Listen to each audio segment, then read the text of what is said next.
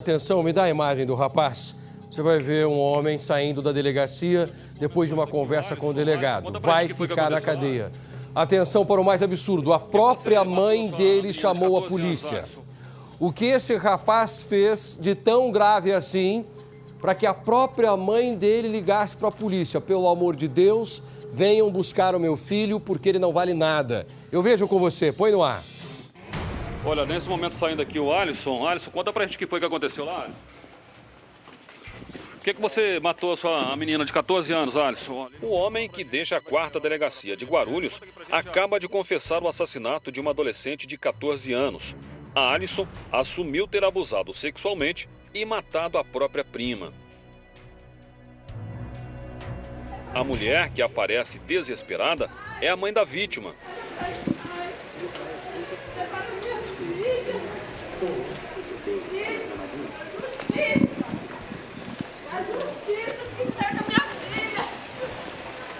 Beatriz era uma adolescente bonita, cheia de sonhos e inocente. Uma menina alegre, extrovertida, obediente. Alisson e Beatriz moravam em casas separadas, mas no mesmo terreno, em Guarulhos, na região metropolitana de São Paulo. Uma aproximação familiar que terminou de maneira trágica para a menina de rosto angelical e doce. A polícia agora quer saber se Alisson já estava dentro da casa e já havia planejado encontrar a menina sozinha. Beatriz havia subido até a residência da avó porque ela havia falado que iria tomar banho. Ao entrar na casa, encontrou com Alisson. Se isso realmente tiver acontecido, a polícia acredita então que Alisson premeditou o crime e não acredita que ele tenha agido sob efeito de drogas. A polícia também investiga para saber se Alisson já havia tentado estuprar a prima alguma vez.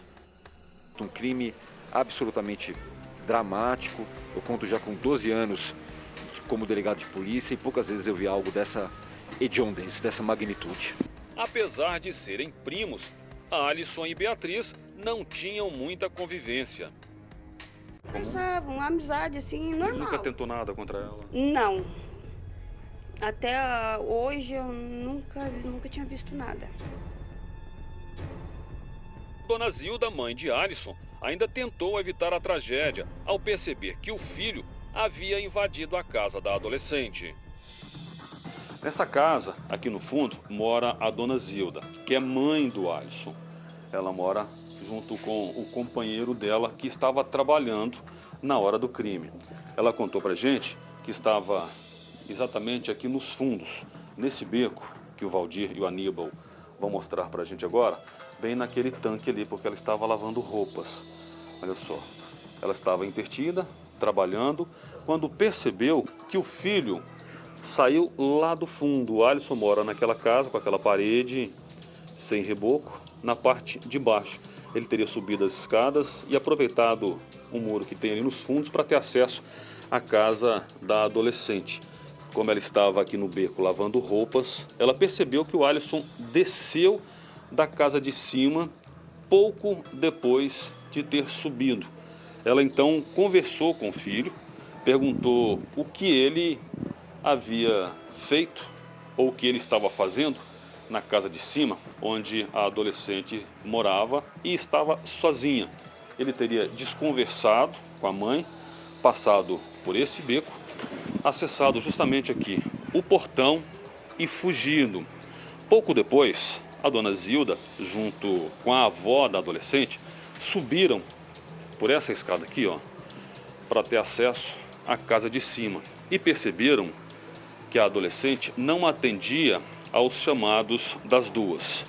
Foi quando a Dona Zilda então aproveitou um buraco na porta da casa, no vidro, para poder conseguir ter acesso ao interior da residência. As duas entraram e já encontraram a menina sem vida. Bateu na porta, ela não atendeu. Aí como o vidro tá quebrado, eu enfiei a mão por dentro, abri a porta e entremos. Aí no que entremos, ela estava deitada na cama, coberta, jogada uma coberta por cima. Quando ela puxou a coberta, ela estava desfalecida já. Ao perceber que o filho seria o responsável pelo crime, ela imediatamente pediu ajuda dos vizinhos para que o filho fosse preso. Coração de mãe agora, dona Zilda. Olha, eu falo bem a verdade, eu sou mãe, mas eu não sou uma pessoa assim que vê a coisa errada e vai esconder. Eu não passo a mão na cabeça. É que nem eu falei pro meu esposo, eu falei assim, nós se damos bem porque você não gosta de coisa errada, eu também não. Porque na hora eu não falei nada para ninguém, né? Mas daí depois eu comentei com o policial, eu comentei com... eu tinha que comentar com pessoas com autoridade, né? A Alisson chegou a tentar fugir, mas foi encontrado pouco depois pelo padrasto. Aí eu tava vindo para casa e nessa daí encontrei com ele no caminho, chamei ele para vir para casa, para ele, sei lá, se explicar, né? E ele não ofereceu nenhuma resistência, não, ele só falou que não fez nada, tal, e pegou e vinha embora. Ao ser trazido para a delegacia, inicialmente Alisson negou o envolvimento no assassinato da prima. Disse apenas ao delegado que não se lembrava do que havia acontecido, apenas que tinha entrado na residência, mas que não se lembrava principalmente ter tido contato com a adolescente. Só que depois ele mudou o depoimento dele e assumiu a autoria do assassinato. Ele chegou a contar o que ele lembra, como é que foi? Ele fala tão somente que se lembra de ter ingressado no local através, por intermédio do muro, ter se encarapitado no muro, subido, entrado na casa, mas alega que lá dentro ele sofreu uma espécie de lapso de memória, o que nos parece muito pouco provável, né? Eu tenho para mim também que há elementos para prendê-lo em flagrante nesse presente momento. Tem que entregar, né?